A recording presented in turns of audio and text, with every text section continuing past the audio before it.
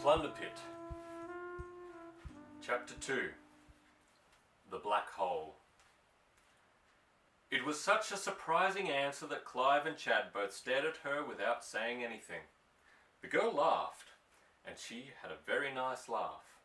"It's quite true," she went on. "My name is Wanda Herrington, and I live at Badger's Holt, which is just over the hill, facing the river. It's a very old house, and my people have lived there for hundreds of years. Now there's no one left except Dad and me, and he is crippled. We are pretty hard up and have to take paying guests in order to keep things going. There's a story that an ancestor of ours, a lurid Herriot, who was a privateer, hid a lot of valuables in a cellar or cave called the Plunder Pit. Dad believes the story is true, but we've looked and never found anything. Today I went off on my own and climbed along the foot of the cliff. I thought there might be some hole or cave that one couldn't see from a boat. Then I got caught by the storm." She shrugged.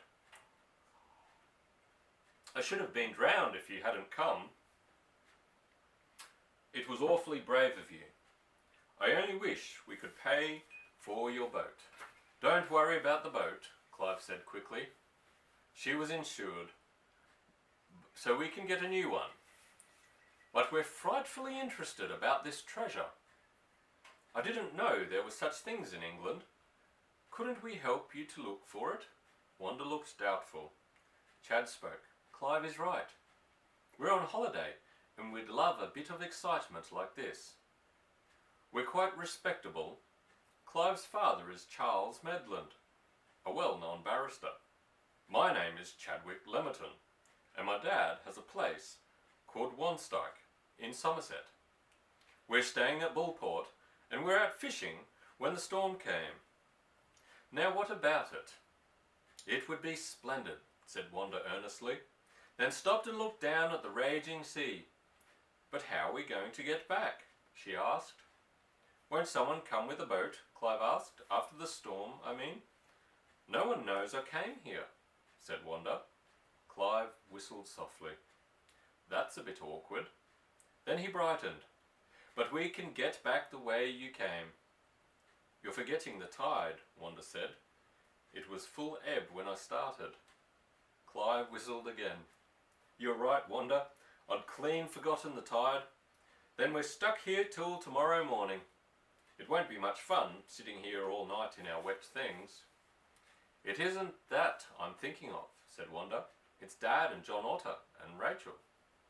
They'll be terrified when I don't come back." "Who's John Otter?" "Our man, Rachel's wife. They look after the house." "Won't John come to look for you?" Clive asked. "Yes, but he will think I'm up on the moor. I didn't tell him or anyone where I was going. Dad hates my going on the cliffs." Clive shook his head. "It's a bit of a mess. But I'll tell you what. When the sea goes down, I'll swim round." "You can't," said Wanda flatly. "There's a tremendous current out of the harbour. Besides, the wind won't go down before dark." "Oh, hang," exclaimed Clive impatiently. "But we've got to do something."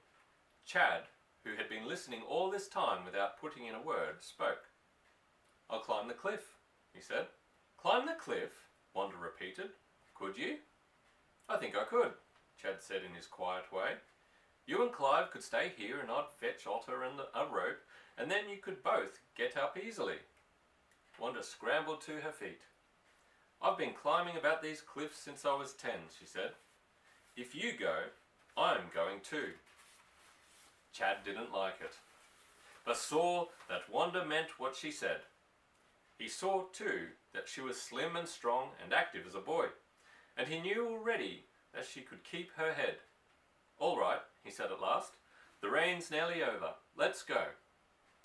The start was the worst part of it, for they had to worm their way up the niche or chimney, which was almost straight up and down and had very few handholds. Chad went first, Wanda next, and Clive last. Without Chad, they would never have got up at all. Chad, though not quite 15, was 5'8", broad-shouldered and tremendously strong. Besides all that, he knew much more about rock climbing than the others. The chimney ran up for about 20 feet, and when they got to the top they found a broad ledge where they rested and got breath. This ledge slanted upwards to the left, and they went along it until it broke off short in a gap about 6 feet wide. They looked straight down into the heaving waves. "We can't go any further," said Wanda. "Oh, I don't know," Chad answered.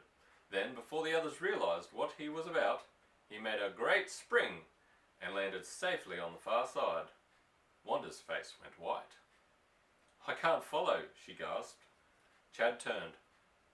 "Don't try," he said coolly. "There's another ledge above. I can reach it from here. Then I'll pull you up."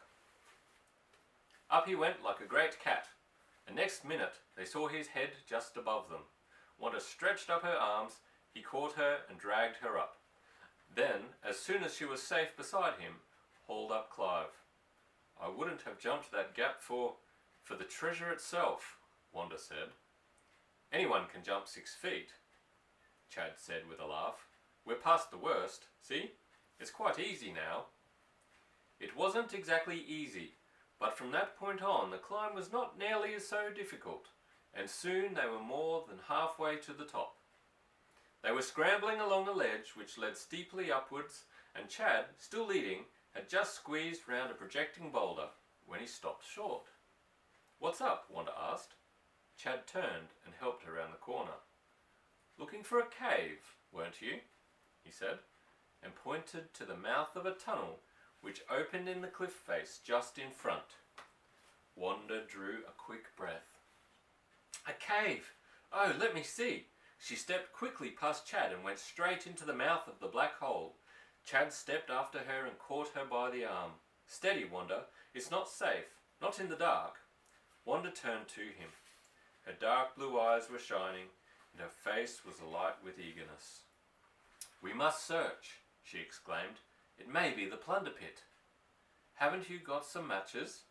Chad put a hand into the pocket of his grey flannel jacket and pulled out a box. He took out a match and tried to strike it, but there was not even a spark. "All wet," he said. "Sorry, Wanda, but we shall have to wait until tomorrow." That's the end of chapter 2. Good night.